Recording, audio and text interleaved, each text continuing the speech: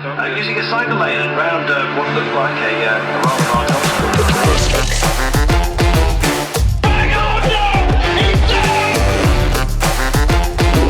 Gets his head down, he's in a time trialing position. This is the Domestiques, presented by Black Sheep Cycling. Yes, the Domestiques is up and running for another edition. Welcome to our brand new podcast series. It's Tuesday, the 5th of July.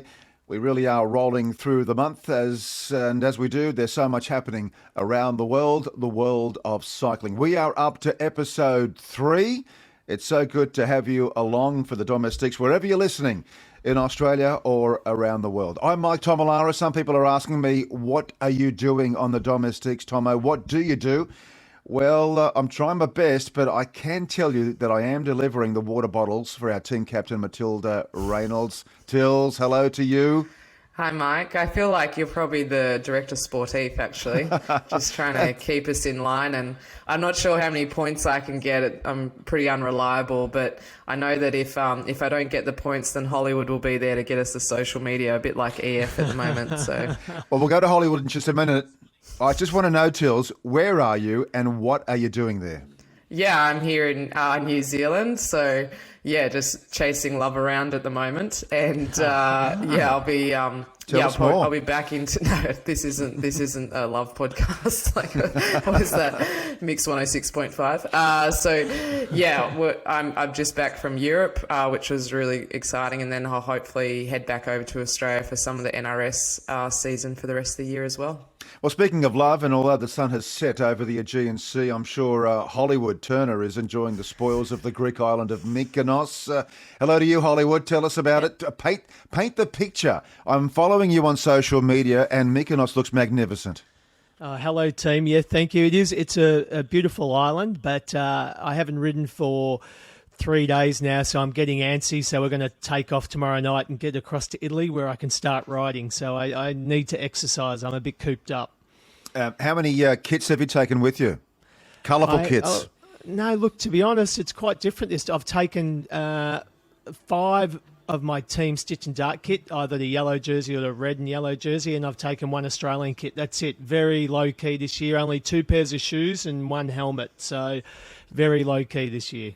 Well, look, you've got a huge following, and for people who have not hooked up with you on social media, where can they find you? On Instagram at _ Lee Turner. Correct. Yeah, big, bold personality. We love you, Hollywood. Now, you may be asking the question what I've been up to. Well, I visited a quaint little town in rural New South Wales called Bungendore. It's in New South Wales, about 30 minutes east of Canberra. I hosted a dinner and lunch at a restaurant named Le Très Bon. When it's translated from French to English, it means it's very good. And it was good. We enjoyed the cuisine, which was influenced by truffles, that stuff that you find in the ground. Had a magnificent traditional cassoulet, which is a traditional dish speciality around the Pyrenees, and basically talked up Latour and had a ball with guests who love everything there is to love about France. A great time enjoyed by all. Okay, let's talk about cycling, the world of cycling. And normally we would start with the Tour de France. It was the first of 3 rest days this year at the Tour. So I thought we'd dive into what's happening at the women's event, the big women's race right now in Italy called the Giro Donne, a multi-stage race and quite a significant race on the world calendar, Tills. Yeah, so Giro Donne it's a 10-stage race around Italy, and it has always been the most prestigious women's race for the year. You know, this is the race that all of the women's cycling would be aiming and targeting throughout the year. But it sort of feels like it's being a little bit overshadowed or potentially trumped by the Tour de France avec Zwift, the Tour de France Femme, first women's Tour de France. Obviously, many years ago, there was a women's Tour de France, took a long break, and it's back this year. So the makeup of the teams at the Giro Donne is a little bit different this year. None of them really make sense. There's a lot of teams that are sitting out riders in preparation for the Tour de France, like Demi Vollering, and then there's a lot of teams that are utilising this race as a lead-in to the Tour de France. So if you compare it into the men's a little bit, you wouldn't have the best Tour de France riders riding the Giro.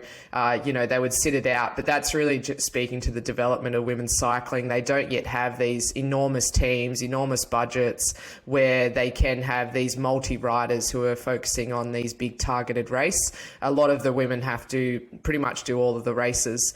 But the Giro Donne has come under a lot of criticism over the past few years. It's had terrible coverage, it's had terrible pay, and not the best stages. Sort of got put in the naughty corner by the ASO last year, or the UCI, for not having live coverage, which is a prerequisite to being a World Tour race.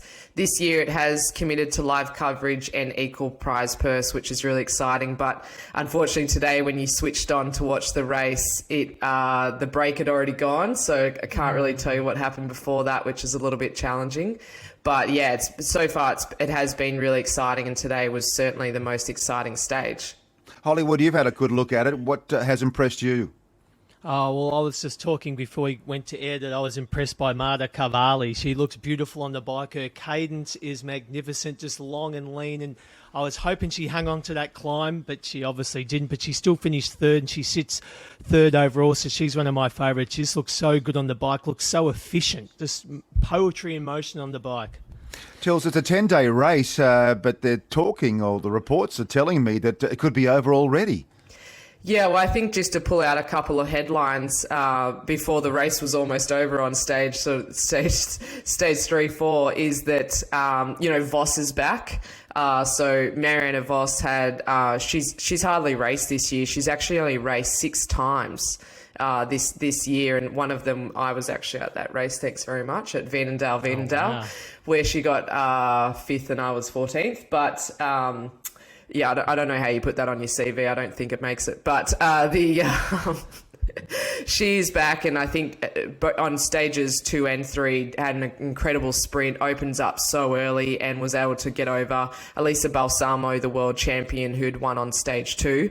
And I think what's just incredible about Marianne Vos is that this is her 31st professional win. So when we talk about Mark Cavendish, Marianne Vos should be in that same definitely sentence, and it's also the different races that she's won. And what's also incredible about that is that she's won those 31 victories have come over a span of 15 years. Like, that is incredible. The amount of evolution and change that the women's peloton has gone through to still be at the top of the game is absolutely incredible. So, yeah, Marianne Vos, the Vos is back. That's a big headline. The Bike Exchange team's doing pretty well. They started in the pink jersey with Christian Faulkner with the time trial. That we're seeing those Bike Exchange riders do really well in the time trials this season. And then the last night's stage 4, as you say, Mike, they're already calling the race, which will be disappointing, but I have hope that they can bring down Annemiek van Vleuten. What an absolute legend. I know there's a bit of prejudice against her just because you sort of hate to see her win because she wins all the time and she wins so well, but she's now in the leader's jersey. Somehow they let three go up the road. I'm sure it was probably out of their control. But yeah, we're already at stage 4. Annemiek's in pink and she's expected to keep it all the way. But I am hopeful the teams can throw everything at her and hopefully bring down what is a 5-minute time gap to a lot of other riders. I was just going to say, but between 1 and 2, there's a big race there because it's only 1 second separates them between first and second. I think third's 43 seconds back. So it's really exciting for the top 3. But after that, as you say, it drops off. Yeah, absolutely. I just hope, and Mavi Garcia is she's a great all-rounder who's sitting in there second, but I am hopeful that, you still got great names like Spratt, Ludwig, Lisa Longo Borghini just behind. So I'm hoping they can all get together and gang up on Annemiek and still bring a bit of entertainment to the GC. You look at the history of world cycling on the men's side, and Eddie Merckx always pops up, Bernard Hinault, and even these days you've got Tadej Pogacar. But Marianne Vos, for me, is probably the most outstanding cyclist, male or female, we've ever seen. Is that a big call? Is that too big? No, not too big at all. No, I think in the way she wins and the different races that she wins, and every time she crosses the line, even though it's been 31 major wins, she still crosses like it was her first time. And just the way she the type of bike rider she is, she's loved by all. And, it feels very comforting to see Marianne Vos back winning. Well, the Tour de France enjoyed a rest day today. It was the first day of 3 rest days, allowing the riders to travel from Denmark to Belgium. Actually, they're in France, just over the Belgian border in Dunkirk, where the tour will resume for stage 4. Hollywood, the memories of Copenhagen and Denmark will live on for decades. Absolutely brilliant. The crowds were huge. The sun was shining. The people were happy. Oh, the crowd, like watching it, obviously I'm watching it live over here on GCN, the crowds were just incredible. And they were saying it was like as big as Yorkshire. It was just massive. They were just so deep and they were so loud. It was like, for people here, it was like an AFL grand final. It was just the roar and the excitement. It was so good. And that finish was such a good finish with the 4 coming to the line, 3 almost a dead heat. It was such a great finish. Geez, it was a good race. Yeah, the crowds were awesome, and I read somewhere that TV directors in Denmark were actually quite concerned for the television ratings because it seemed the country's entire population was on the side of the road. There was nobody actually watching television. So, so that'll be quite interesting. What's your take from the first 3 days of Grand Depart, Hills? Yeah, I think it's been really exciting, obviously. Usually the first few stages can be pretty quiet. I'm glad to have seen no major accidents. I'm glad that crashes haven't been the headlines, and really that we're in an incredible period of sprinting at the moment. Like, what a privilege to be seeing just the best of the best. And it's hard to know, if they get a clear run, who actually is the fastest there. And I think, obviously feel for Caleb a little bit at the moment, but certainly the most frustrating thing about sprinting is there's just so many things that go into it, and most of the time it's affected by the other riders around you. That rider going left rather than right, that rider shutting the door on you. If only you'd gone left that time, and so it can be this incredibly frustrating experience if you're not winning, and just the tiny things that you could have done differently if you'd had your time again. I think the sprints are incredibly exciting. I think there's not too much happening before those sprints though, so it is a bit of a highlights reel, and I'd encourage everyone who can watch the Giro Donne to get on that for a bit more exciting racing. But yeah, it's just an incredible field of sprinters. It's been a bit like watching a game of basketball. It's quite boring until the last 5 minutes, and all the action's happening in the last 5 minutes. Like the sprint, the last 5 kilometres where they're jostling for position and so forth, and the trains are trying to move to the front. It all happens like basketball in the last 5 minutes. And that's the reason why the Tour de France does travel away from French soil, because the excitement of the country that hosts it, on this occasion Denmark, well, it's there for everybody to see. And next year, prepare your holidays if you are going to that part of the world, because the Grand Depart will start from the northwest of Spain, in the Basque Country, and around Bilbao as well. So that's in 2023. You're listening to the Domestiques. We've got more in just a moment. The Domestiques by Black Sheep Cycling. You're listening to the Domestiques, powered by Black Sheep Cycling Apparel. So we're up to stage 4, and the Tour de France enters home soil. Stage 4 will take the riders from Dunkirk to Calais. But it's stage 5 that I'm looking forward to, Tills and Hollywood. It's the cobbled sections around Amiens, around the Arenberg. And we've got 2 big days coming up. You agree? Yeah, definitely. They say the tour won't be won here, but it can be lost here. So, yeah, it's going to be, we move into some real excitement now. Yeah, absolutely. I think it was interesting. I've actually heard a few teams how important the GC was to ensure that your car is quite high up in the peloton, just because of that cobbled section. So even, it's going to be a long few weeks for Jumbo-Visma. Like already on the front in the first few days, Walt's obviously in yellow and trying to win every stage at the moment, and he's actually my pick for the Dunkirk stage. But yeah, it's going to be a long 3 weeks for that team if they've already got under this type of pressure. Well, you say it is a long 3 weeks, Tills, and with the cobbled sections coming up for stage 5, why would any rider want to take any risks on a stage like that when you've got 3 weeks ahead? Sure, crashes can happen, but it's going to be dry weather, I believe. Temperatures in the low 20s. It's going to be a perfect day for dry racing. Why would you want to risk it all on one stage? Well, I'm sure the GC riders may not want to, but they're just going to want to get through that safely. But what a stage to win. It's going to, it's pretty much a individual classic stage.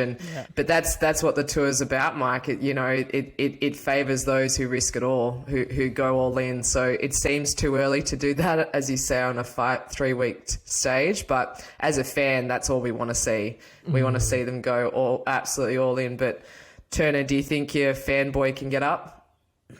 Yeah, I do, or I hope so. I'm a little man crush. Yeah, I think so. But you know what? You just don't know. What about Van der Poel? You just don't know. Yeah, he's quiet at the moment as well. Very quiet. Unlike him. Haven't seen him going about his business very quietly, which makes him a huge threat, I think. So, good call. So quiet that I had to look up the start list to make sure he was in there because he's been nowhere, not in the sprints, nowhere. So I just double checked. I thought, is he actually racing this? So yeah. Some people are asking, why does the race director Christian Prudhomme put this cobbled sector in a race like the Tour de France when he knows full well that it could wipe out half the peloton? Look, you're right, Tills. It's all about giving us a thrill, the spectators, those watching on television. There was a time when the cobbled sections, a cobbled stage wouldn't take place in a big race like the Tour de France. It was all about dominating the time trials and dominating the mountain stages. You wouldn't see a cobbled stage in the race. But Prudhomme has changed the dynamic of the Tour in recent times. It's all about testing the riders, whether they can climb, whether they can time trial, and whether they can dominate on cobbled sectors. So I haven't got a problem with it, but some people apparently do. Yeah, and it just adds another layer that, like, they've just had to do a transfer of 900 kilometres, at the start of a 3 week tour, and they do need to be careful that they're not trying to turn Test cricket into a 1 day entertainment event. It is the tour. It is a 3 week. There are stages that they are boring, but we need those somewhat in quotation marks boring stages so the next day is the most exciting. We don't want to do this cobbled section stage and then be wiped out for the next week after. So I understand adding more dynamics, but remembering this is the tour, it's 3 weeks, this is how it's meant to be, and not throwing too many curveballs in there, even though we want that as fans. We don't want it to stalmate the next few stages. Yeah, definitely. But we say all that, but we still want it. We look at it before. Before it starts. I know, and you say, the cobble section stage, 4, that's going to be unreal. So as much as we say that, deep down we love it. And how good is it to see Sagan back? Not just having being really close to winning, but the fight is back. The bite and the dog is certainly back. I encourage everyone to watch stage 3 just on that, the last few 100 meters. He went from that last corner, he went from 20th to 3rd in the last corner. Like, he's just, the way he moves around the bunch. And I think it was a bit of an overreaction, him with Wout van Aert. I don't think Walt was closing the door. I think the barriers did that for him. But I do think it lost Walt the win. When you sprint, all your energy has to be going into that sprint, and Walt had this thing on his shoulder and this distraction of Sagan, which I think may have lost him that win. I think if Sagan hadn't been there, he would have been all focused on that line. And but yeah, it was beautiful to see Dylan Groenewegen get up and hopefully close that chapter of both him and Jakobsen crashing in the Tour of Poland. Hopefully they can write their own chapters now and move on from that day. Yep. I like Sagan. He's my tip for stage 4, having said that, because it's not totally flat. There's a few lumps in stage 4, and I think it will set things up nicely for the cobbled stage into Arenberg. And they're not actually racing over the forest of Arenberg cobbles, which is interesting. They're actually finishing in the village adjacent to it. You're listening to the Domestiques. We've got more. The Domestiques. You're listening to The Domestiques, powered by Black Sheep Cycling Apparel. Now, picture this. You've entered a bike race as a solo competitor. It's not just any old bike race. You start in California on America's West Coast and finish in Maryland on America's East Coast. It's a total distance of 5,000 kilometres. It's far greater than the width of Australia, and far greater than, say, a distance from Brisbane to Perth, for example. You've got 12 days to complete the task, but you do it in 10 and cross the line victorious. You cross the line with your arms raised. Now, our special guest is Allan Jefferson. He's from Townsville. He's 54 years of age, and he's the newly crowned RAAM Race Across America winner. And we are so pleased to have you, Allan Jefferson, on the Domestiques. A round of applause, everybody. Welcome, Al. Incredible. How did you do it? Good morning, everyone. Good morning. How did you do it, Al? How did I do it? I guess baby steps, one little bit at a time. It's when you're standing on the start line. It's a massive. Maryland is like it might as well be on Mars, and it was just like. You just got to get to the next timing station. That's all you got to do. And you got to tick off all 54 of them. But, yeah, baby steps, pretty much. Al, let me just paint the picture, if I may. You crossed the entire American landscape, the USA, temperatures exceeding 45 degrees Celsius. You climbed the highest mountains, the Rockies, which is probably 3 times higher than anything we've got here in Australia. You raced across the plains, the Appalachian Mountains weren't too far away, and then you finished on the East Coast. That is one hell of a journey. You've done this race once before in 2019. You didn't finish, so I guess you took a lot out of that last experience.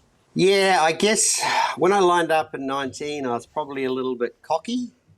Probably didn't, and in hindsight, I probably didn't give it the respect that it needed. I thought I was pretty 10-foot tall and bulletproof, but that came undone very, very quickly. And obviously, we've had a lot of time to think between 2019 and now, and I learnt so much about me and so much about my body and what works and what doesn't work. So we've been, I guess, working on a strategy since 2019 to get us to this point where, lo and behold, I actually managed to win the thing. So.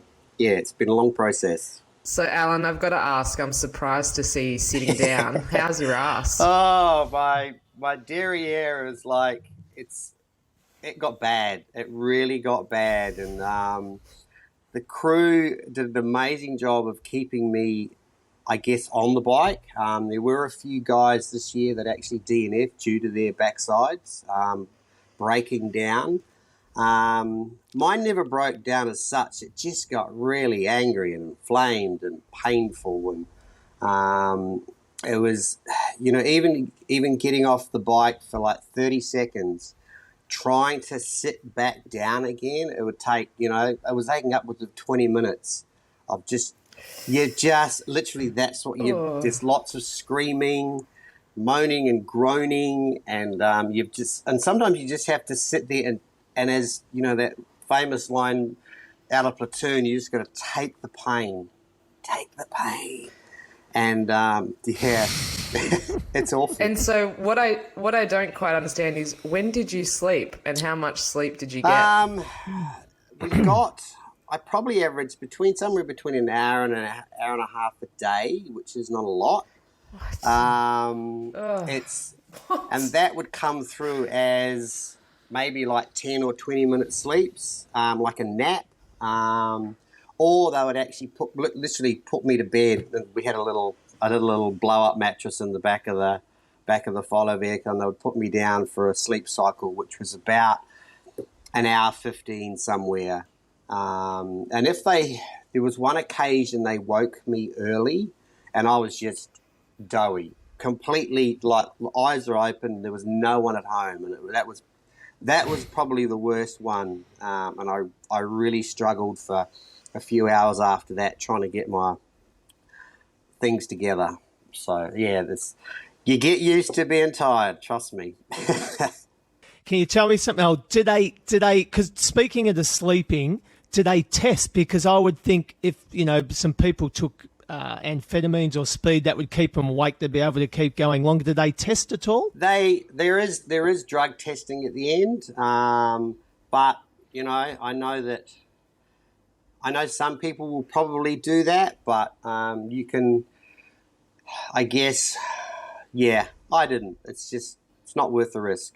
It's a la naturel, but yeah, I guess if you did want to take some speed or something like that, it would make a difference. But yeah, it's cheating. No, fair enough. But on the sleep, do you get time checks? So you might be extra ahead and you go, I can have an extra 20 minutes sleep because I'm ahead, or do you know where your other competitors are? Like, do you start together and do you drop them, or how does it work? So I had actually, from the word go, I'd actually instructed the crew not to tell me where I was in relation to everybody else. Because it was one thing that got me in 19 was I got very caught up in, I guess, racing that first couple of days, and that basically undid me. So this year I managed, I think I got through to day 6 in the middle of the night when I actually was asking where everybody was, because I didn't think,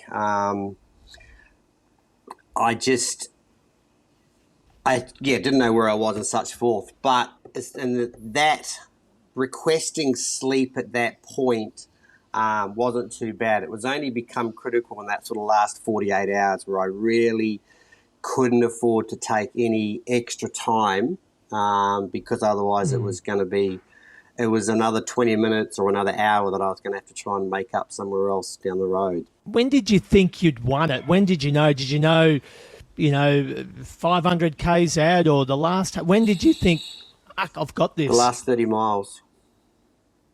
Wow. So that was the close Mount, to the finish. I finish. think it's the Mount Airy time station before Ram's Head.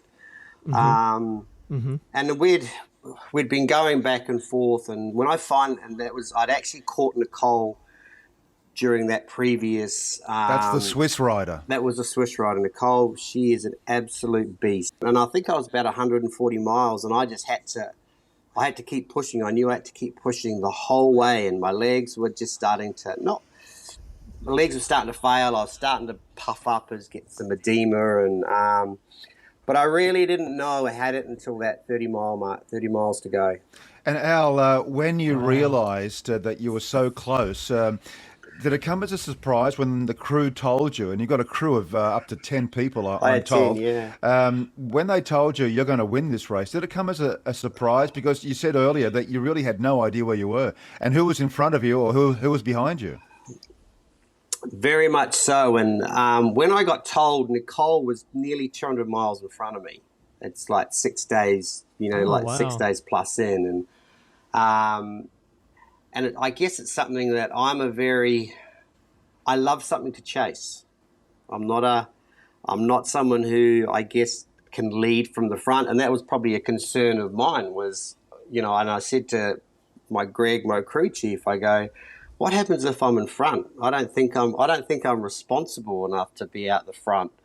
But coming from behind, and it's something that I used to do when I was racing, tries and things like that. An empty road in front and knowing no one was there is very boring for me. But if I've got a carrot up the road, it gives me that motivation to work a little bit harder and chase. So yeah, we just managed. I didn't really take much notice of the gap until probably we were maybe 70 miles behind. Because at that point, 200 miles is like, again, another planet away. Alan, I can't get over this lack of sleep. It's like a wild science experiment. But because isn't it that you can go with without food and water for a week or however long that is, but if you go without sleep, I'm pretty sure you become clinically insane. Were you seeing any mirages or visions, or were you losing it out there? Yeah. Well, I did have I did see a few hallucinations. I saw some amazing architecture. It was just, and this is like in the middle of nowhere, and you would just high as a kite. and you would just see and they were vivid white, and I've never had it before. And they were like, you'd just see these massive, it was like I was in Rome, and there were these beautiful bridges and cathedrals, and I'm riding through the bush in Missouri somewhere. It was quite bizarre, and it would catch your eye, and you would actually just look up to it, and then there's, okay, cool, that's nothing there anyway. But I did stumble. I had I guess, an out of body, what it seemed like an out of body experience on the last night. I got really, really paranoid because I hadn't seen anybody. I hadn't seen any other races for almost 3 or 4 days, and I would pass them and they would be off the road somewhere and I didn't know, or they would pass me when I was having a sleep. And I actually thought the crew were lying to me.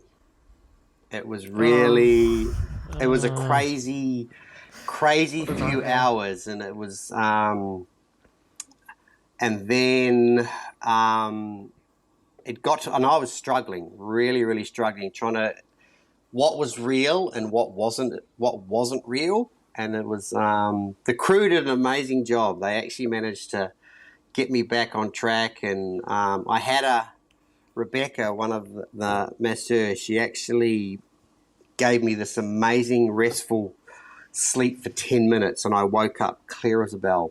And after that, I didn't have any problem. But yeah, the sleep deprivation did cause a few issues. Tell me something, Alan. Just how much did your bike weigh, and did you have any punches or mechanicals along the route? We were pretty good. So I took 3 bikes with me. I had an S5 Chevelle, sort of like my Aero Roadie.